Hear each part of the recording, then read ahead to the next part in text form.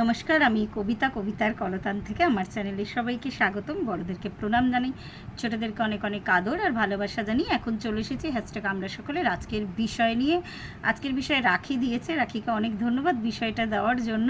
প্রথমেই বলে রাখি, 3-4 দিন আগে একবার বলেছিলাম যে রাখি একটা মারাত্মক বিষয় দিয়েছে, তো এই বিষয়টাই এইটা। মারাত্মক কেন বললাম, বিষয়টা বেশ কন্ট্রোভার্সিয়াল আমার কাছে আর কি। এটা বলতে গিয়ে এমন একটা কথা হয়তো উঠে আসতে পারে যেটা মানে জানি না সেটা বলাটা ঠিক হবে কি না। তো যাই হোক, আমি চেষ্টা করব কথাটা না বলতে। তা শুরু করা যাক আজকের বিষয়টা। আজকের বিষয় হলো যে শুরুতে কে থাকবে সেটা বিষয় নয়, কিন্তু উপসংহারে যে থাকবে সবটুকু ভালোবাসা তার। তো আশা করি যারা হ্যাশট্যাগ আমরা সকলেতে আছেন বা দেখেন তারা প্রত্যেকে বুঝতে পারবেন আমি কি বলতে চাইছি। আমি না বললেও বুঝতে পারবেন। অ্যাকচুয়াল দুজনেরই প্রয়োজন আছে। যে ফাউন্ডেশন তৈরি করে, ভিত তৈরি করে, তার তো একদম মানে সেটা তৈরি না হলে তো কোনো কিছু তো স্টার্ট না হলে তো না না, তো ওটা ওখানেই থেমে থাকে ব্যাপারটা, মানে হয়ই না আর কি। তো প্রথম যে স্টার্ট করে তার ভ্যালু মারাত্মক আর কি। কিন্তু এই ফাউন্ডেশনটাকে বা যে কোনো কিছুকে একটা হোল্ড করে রাখা বা কন্টিনিউয়াশনে থাকা, এটা অনেকটা বড় ব্যাপার। আর যে কোনো মানুষ যখন যে কোনো জিনিস সৃষ্টি করে, সেটা কোনো প্রতিষ্ঠান হোক বা যে কোনো হাতের কাজ হোক, অনেকেই আছে দেখেছি একটা হাতের সেলাই হয়তো করতে করতে ওই অর্ধেক যে ছেড়ে দিল। আমি সাধারণ মানুষ, সাধারণ মানে আর কি মানসিকতা দিয়ে আমি বলছি। ধরুন আগেকার যুগে দেখা যেত মায়েরা আসন সেলাই করতো বা উলের কোনো জিনিস বানাতো, ওই যে যদি কন্টিনিউশনটা ব্রেক হয়ে যেত না, ওটাকে আবার পরের বছর গিয়ে কমপ্লিট করতে হতো, বা এমন অনেক হতো ওই আধখ্যাচড়েই থেকে গেছে আর কি, জিনিসটা কমপ্লিট হয়নি। তো ওটাই মানে এই মানে এই আজকালকার মানে চারিদিকের যা সিচুয়েশান, অনেকেই অনেক কিছু স্টার্ট আপ করে আর কি, শুরু করে। আমি আমার নিজের ক্ষেত্রে বলতে পারি, আমি প্রচণ্ডভাবে কন্টিনিউশনে বিশ্বাসী। হয়তো ব্যাপারটার সাথে আমার তালমেল খাচ্ছে না, ব্যক্তির সাথে, সেই বস্তুর সাথে, সেই প্রতিষ্ঠানের সাথে অনেক কিছু ব্যাপার আর কি এর মধ্যে আছে। হয়তো একটা পর্যায়ে গিয়ে আমার সাথে তালমেল খাচ্ছে না, কিন্তু আমি নিজেকে তা সত্ত্বেও কিন্তু আমি কন্টিনিউ করি। এই ব্যাপারটা হয়তো কিছু বছর আগেও আমার মধ্যে ছিল না। কিছু বছর আমি এমনি প্রচণ্ড ধৈর্যশীল, চট করে জয়েন করব, চট করে কিছু ছেড়ে দেবো তা কিন্তু নয়। আমি একদম আলটিমেট একটা টাইম অবধি দেখি। ইভেন এমন যেমন চাকরির কথা যদি বলতে পারি, চাকরিটা যে আমি নিজের কমফোর্টের জন্য ছেড়েছি তা কিন্তু নয়। আমার কিন্তু পরিবারের, আমি বারবার শেয়ার করেছি যে আমার সন্তানের ওই লোক যে দেখাশোনার ছিল, চারিদিক থেকে অসুবিধা, এমন নয় যে দুবেলা তাকে রাখতে পারতাম, একবেলাই ছিল। সে একটা নির্দিষ্ট টাইমে তাকে প্রতিবেশীর কাছে রেখে সে বেরিয়ে যেত আর কি। যে প্রাইভেট জব, আস্তে আস্তে মাঝে মাঝে অনেক রাত হতো।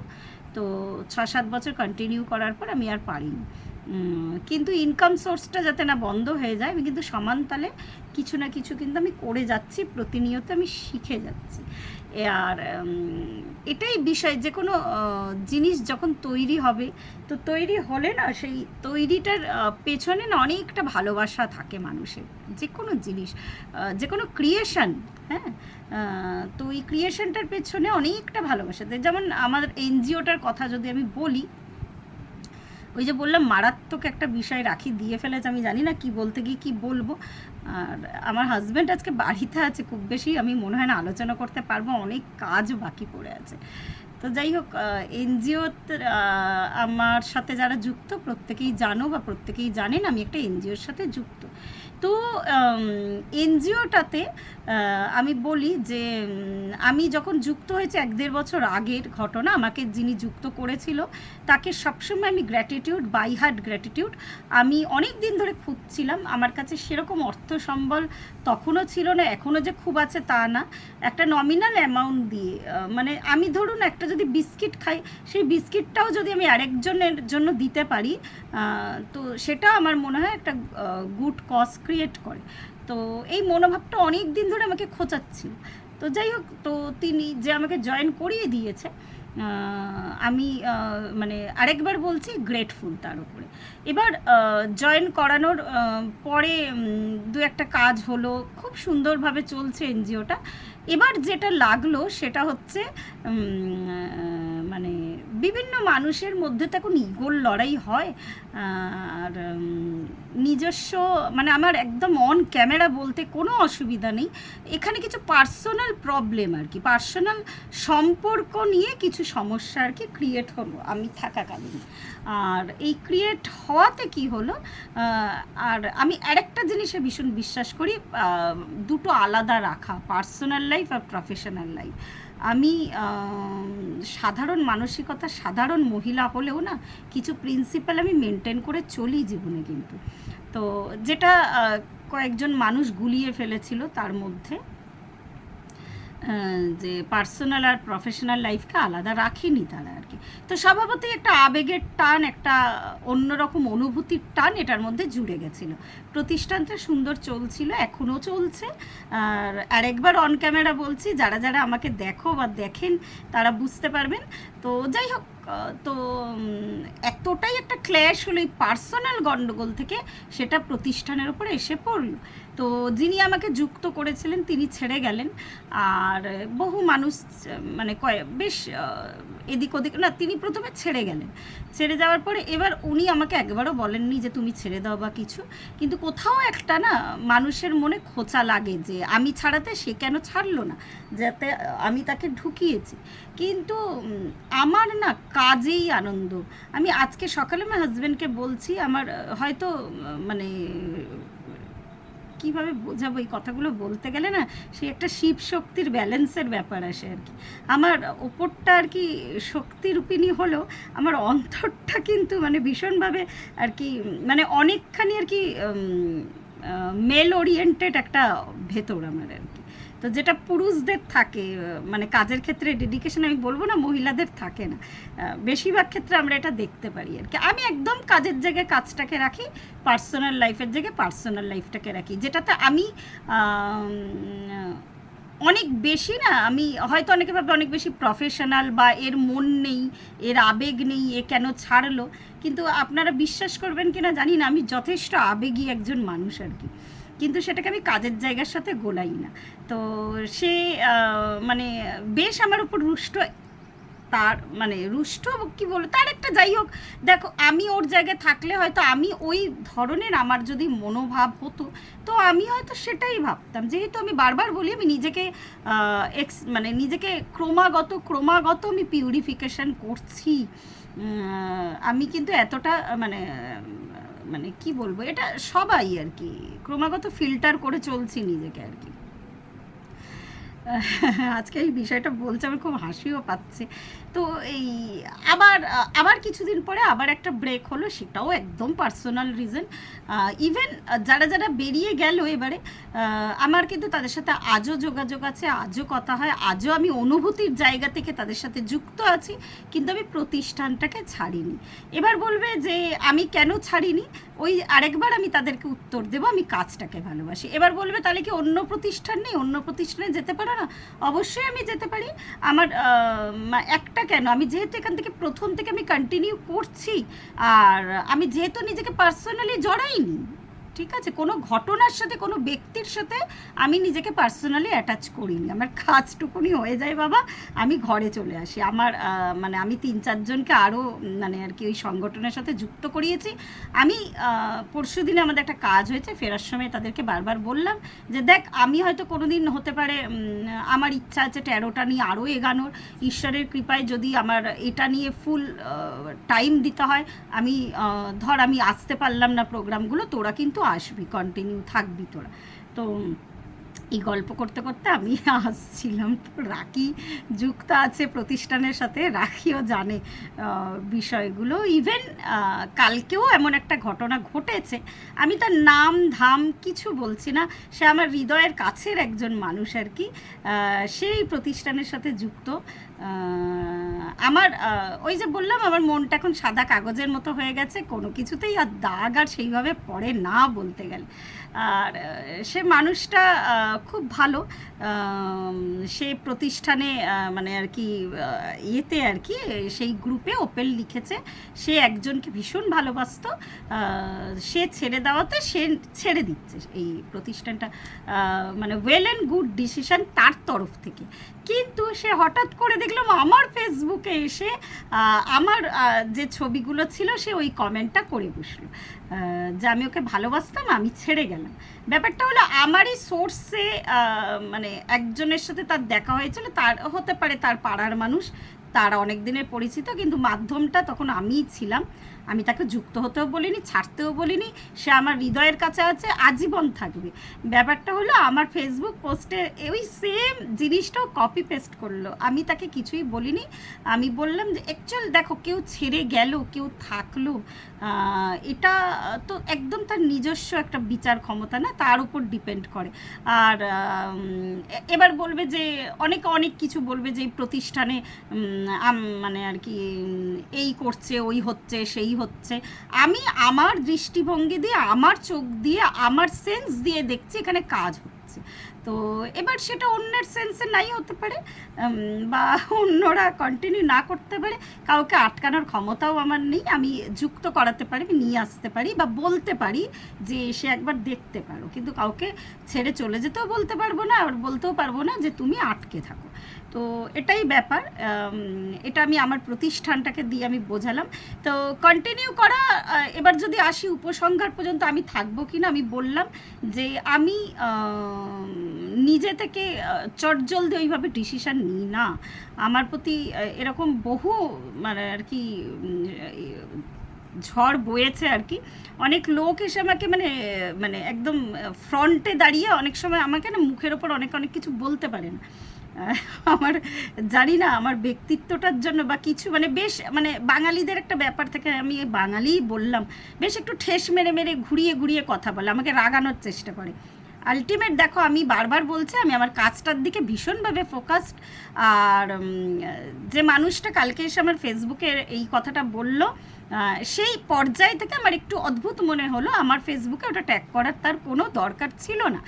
আর দেখো আমরা যদি কারোর থেকে কোনো ভালো কিছু পাই আমরা তাকে শেয়ার করি, কিন্তু আমি যেটা করি ভালো কিছু পেলে আমি সে ভালোটা শেয়ার করি, কিন্তু সেই মানুষটা হয়তো আমি সেখান থেকে আমার ভালো কিছুটা আমি আর পাচ্ছি না, বা আমি সেই মানুষটার সাথে আমার যোগাযোগ ছিন্ন হয়ে গেছে। তো আগ বাড়িয়ে আমার তো সেটা আমার শেয়ার করার আমার মনে হয় না দরকার আছে, ওই ভালোটুকুনি নিয়েই আমি খুশি থাকি, এটা একটা বিষয় আর কি। তো যেটা আমি এতক্ষণ বলতে চাইছিলাম না, আজ ভাবছি এখন ভাবছি আমি বলেই দিই, ঠিক আছে? এখন তো ভিডিও শুধু আমি আর দিদি করি। আজকে এই হ্যাশট্যাগ আমরা সকলে আরেকবার, এবার অনেকে বলতে পারেন যে তুমি কি উপসংহার অবধি থাকবে? আমি সবসময় ভাবি, আমি সবসময় আমার ডিটারমিনেশন, আমি আমার যতক্ষণ আমার মস্তিষ্ক সজাগ থাকবে, যতক্ষণ আমি কথা বলতে পারবো, আমি 2 লাইনের হলেও ভিডিও করি। কিন্তু এমনও হয় এক এক সময় অনেক রাত হয়ে যায়, আমি ক্লান্ত, কিন্তু আমি কিছু ছবি জুড়ে আমি কিন্তু ভিডিও করি। ইভেন আমি যখন বাইরে যাই না, কোথাও ঘুরতে যাই, আমার প্রচণ্ড ভয় করে আমি হয়তো ভিডিওটা আপলোড করতে পারবো না, কেন নেটের প্রবলেম। বাইরে গেলে তো তখন তো আমরা গাড়িতে গাড়িতে ঘুরে বেড়াচ্ছি না, আমার এটা প্রচণ্ড একটা না আমার ভেতরে একটা ফিয়ার কাজ করে, আমি আজকে ভিডিওটা আপলোড করতে পারবো না, কি হবে। আপনারা দেখেছেন আমি বেনারসে গিয়ে আমি 2 মিনিটের জন্য, এবার বলবে তুমি কি টাকা পাচ্ছ, এটা প্রশ্ন আর কি, এটা অনেকেরই প্রশ্ন, আমি একটু অন্যভাবে দেখি। আমি আরেকবার বলছি এটা আমার মানে আমার সোলকে স্যাটিসফাই করে, আমার সোল পারপাস বলে মনে হয় হ্যাশট্যাগ আমরা সকলেতে থাকা। টাকা দিয়ে আমি অনেক কিছু বিচার করি না, এই যে বললাম আমাকে অনেকেই সহ্য এই জন্যই করতে পারে না যে আমার সত্যি চিন্তা ভাবনাটা আলাদা, আমি যে স্পেশাল কেউ আমি বলবো না, হয়তো আমি হতে পারে আমারই মস্তিষ্ক খারাপ আর কি, যে আমি একটু জিনিসকে অন্য লাইটে দেখি। আরেকবার বলছি, ওনারা, আমি বলবো না ওনারা ভুল কি ঠিক, আমি মানে আমার বিচার ধারাটা একটুখানি আলাদা। তো সেটা রেভলিউশনারি বলো বা অন্য কিছু বলো, অনেক ঘটনা আছে, আমি তো সব কথা আমি অন ক্যামেরা বলতে পারবো না। এমন এমন মানুষের সাথে হয়তো আমি মানে আমার কথা হয়েছে, সে মানুষটা হয়তো মানে তার মনের অনেক গভীর কথা আমাকে খুলে বলেছে। তো ওই যে বললাম, আমি কিন্তু তাকে কখনোই জাজ করতে যাইনি, তাকে শুধু আমি গাইডেন্স দিতে পারি আমার ক্ষমতা, যে এটা হলে ওইটা, ওটা হলে ওটা। আরেকবার বলছি, কারোর সম্পর্কে কোনো গ্রাজেস আমি মনে নিয়ে চলি না, আমি মনে রাখি না, কিন্তু খুব একটা আবেগী হয়ে আমি এমন কোনো কাজ করি না। হয়তো কিছু বছর আগেও করতাম যখন ছোট ছিলাম, যথেষ্ট বয়স হয়েছে। আর একবার বলছি, ক্লিনজিং প্রসেসে আছি, খুব একটা আবেগী মনোভাব নিয়ে কোনো কাজ করা আমার পছন্দ না। আজকে এই যে প্রতিষ্ঠানের কথা বললাম, এবার অনেকে আমাকে প্রশ্ন করবে, এটা কি সারা জীবন থাকবে, তুমি কি সারা জীবন করবে? সেই প্রশ্নের উত্তর আমি ভাই দিতে পারবো না। আমি কারোর সাথে পার্সোনালি মানে এমন অ্যাটাচমেন্ট রাখবো না যে যার ফলে সে আমাকে একটা কিছু কথা বললে, আজকে ধরো আমাদের হ্যাশট্যাগ আমরা সকলে, আজকে দিদিকে আমি মুখে দিদি বললেও না আমার ভেতর থেকে মানে মানে দিদিটা মনে আমার গলা থেকে আসে, মা কথাটা আমার প্রাণ থেকে আসে। আমাকে যদি আজকে বকাঝকাও করে বা আমি মানুষ, আমি ভুল করি, আমি প্রতিনিয়ত প্রত্যেক দিন আমি ভুল করি, আমাকে যদি বকেও বা আমাকে যদি মানে কীভাবে বলবো আর কি, আমাকে যদি শাসনও করে না, তাহলেও কিন্তু আমি হ্যাশট্যাগ আমরা সকলে ছাড়ছি না, ছাড়বো না আর কি, এরকম ব্যাপার। আর একটা লাইন হলো, আমি ভিডিও করব যতদিন আমার মাথার সতেজ আছে, আমি কথা বলতে পারছি ততদিন।